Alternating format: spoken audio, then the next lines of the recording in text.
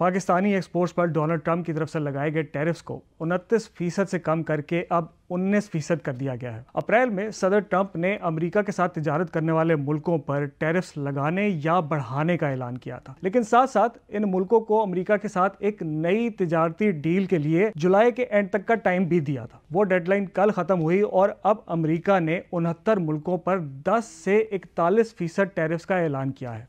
पाकिस्तान इस लिस्ट में कहीं बीच में है। ना स्विट्जरलैंड और कनाडा है जिन पर 39 और 35% टैरिफ्स लगाए गए हैं, ना ही यूके है जिस पर सिर्फ 10% टैरिफ्स का ऐलान हुआ है। अगर आसपास के मुल्कों में देखें तो अफगानिस्तान पर 15, बांग्लादेश पर 20 और इंडिया पर 25% टैरिफ्स लागू होंगे, जबकि चाइना और अमेरिका के दरमियान एक नई ट्रेड डील के लिए बातचीत अभी जारी है। पाकिस्तान की एक्सपोर्ट्स और इकोनॉमी पर 19% अमेरिकी टैरिफ्स का असर प्रेडिक्ट करने के लिए इन दोनों मुल्कों के दरमियान तिजारत को एक बार देख लेते हैं। गुज़िश्ता साल पाकिस्तान ने अमेरिका से 1 अरब 74 करोड़ डॉलर की चीज़ें इंपोर्ट की, जबकि अमेरिका को एक्सपोर्ट की जाने वाली चीज़ों की वैल्यू 5 अरब 83 करोड़ डॉलर थी। इन एक्सपोर्ट्स में से 90% हिस्सा टेक्सटाइल प्रोडक्ट्स का था। टेक्सटाइल में पाकिस्तान का मुकाबला बांग्लादेश, वियतनाम और किसी हद तक इंडिया से भी है।